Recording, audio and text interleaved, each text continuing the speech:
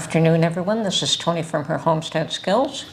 It's been raining all day here, and I understand that we have severe thunderstorm warnings, so there is probably no going out to the garden at all today, which is fine as long as it's being watered. I'm good. I can wait another day or so or wait for better weather to check up on it, but today's not the day. Okay, well, it's been a few days now since that so-called debate that had the whole world watching in shock, I guess. Some of us weren't. Some of us expected something like that, only you didn't know if there would be aids to prevent some of that from happening. On a personal level, I think that the whole thing was contrived and it was deliberate. And after they have spent 10 days, I think, and 16 individuals trying to teach this individual how to do a debate, and it's not as though he hasn't debated many times in the past, he floundered very badly, and there's no doubt in anyone's mind that he had a terrible day. And from my personal perspective, I believe that that was a deliberate attempt to have him removed from office, that it would humiliate him so bad that he would walk away. Obviously, he's got thicker skin than that, or his wife does. We don't know which one of it is. Which one, obviously. She told him he did such a fantastic job right after. But that doesn't mean he did. And then, of course, he had another presentation the day after in, North Carolina, in which he was a little stronger, but he had some aids. He had his teleprompter and probably something else. He was certainly a lot more aggressive. He wasn't so meek and mild there. Now, there were also immediate calls for him to step down after that debate. And that also looked very coordinated. Call me suspicious. I'm suspicious. I can't help it. But yeah, the whole thing looked so very contrived and coordinated, and it backfired. It didn't work. And apparently there's only a number of ways they can get rid of him. Number one, have him voluntarily step down. Number two, employ the 25th Amendment. And horror of horrors, they're going to have to replace him with Kamala. Even though I've been hearing all kinds of stories of who else they can put in, whether it's Gavin Newsom, Hillary, Michelle Obama, or this other individual from Michigan, or somebody else from another state, another governor here, another governor there. I think that they are going to have one heck of a time if they try to replace either number one, Joe, and number two, Kamala. He seems to be deciding to stay on, and he would have to leave voluntarily. And Kamala's not going to be easy to get rid of either. And on top of that, they only have 4 months. And to bring somebody else in within a 4-month period is not going to work now.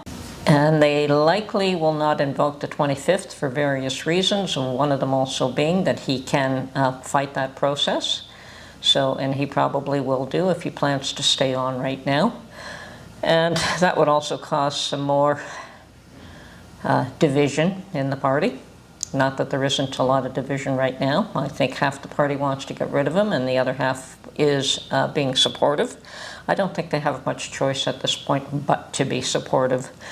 So there's also the idea of transferring all the funds that he's raised. I don't think that that's a process that has been defined on how that would go about. So would he be able to take all the funds he's raised with him when he leaves? I'm not familiar with that aspect of it at all, but I understand that what isn't spent is his. So would the next person have access to those funds if they manage to put somebody else in there? So would they have access to those funds for whatever the campaign may need? And would they have other donors at that point willing to put tons of money in? to support a new candidate with only, 120 days left to go. So yeah, I think they're kind of stuck with the old boy, which is fine. Now, somebody that I've had a little bit of a conversation with online tells me that, yeah, the other option, of course, is impeachment. And my attitude is, if you feel that, go for it. I'm sure the Democrats have more than enough dirt on him that they've been hiding from the public that they can use to impeach him should they want to. I'm sure that they have more than ample proof of all the things that he has done that would be successful at impeaching. And even if they only use that as a threat to get him to resign voluntarily, that may work and it may not. And I still think if the Democrats want to do that, more power to them. Let them do that. Let them do that. They put him in there, and let them take him out if they want to do that. And apparently they seem to want to do that. I think they're between a rock and a hard place, but that's my opinion. What do I know? And you know what? Perhaps they're better off to leave him there. I think he's still got better polling numbers than anyone else that they might want to place in that position. So yeah, it's a difficult situation for them. They should have done something a year ago, and they knew that there was a problem long before now. They've been covering for him for far too long, and they've been hiding all his misdeeds for far too long. So they've gone from trying to get Trump off the ballot in how many different ways? I don't have to count them. I think everyone is very familiar with them. They've tried every imaginable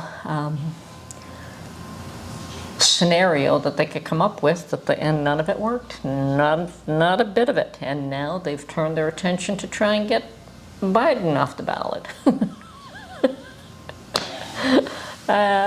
It's a strange, strange world we live in. So anyway, I have no thoughts on where this is going, except that it's going to get amusing and interesting to see what the next strategy is, if there is one at all, or if they're going to stick with the old boy until he falters. And that might be their best option, is just let this one ride it out and prepare for 4 years down the road. They might be much, much wiser to do that, but there's something wrong that they just don't want to let go of power. So there's something there. There's something there that they don't want anyone to find out. But once again, call me suspicious. If they want to retain power that badly, there's an issue that they don't want the public to find out about. Okay, not that we aren't, everything that's been done in the dark will come to light. There's no hiding these things. Eventually, everything comes out. But maybe somebody should be preparing for saving their own skin. And perhaps you're going to see a lot more of that. You're going to see a lot more of everyone scrambling to save their own skin and point the finger at the other guy. It's all his fault. He's the fall guy. He's the one who made me do it. Anyway, we'll just have to see where all that goes. Yeah, it's a lazy day for me. I guess it's time to do some housework, so I'm going to post this video. Hope everyone's having an awesome day and not letting this stuff get to them. I think we're going to have a pretty fun time next time around here as well in Canada, and hopefully it's sooner rather than later. But nothing surprises me. Nothing surprises me at this point, so very interesting. Anyway, everyone have a great day, and we will talk to you soon. Bye for now.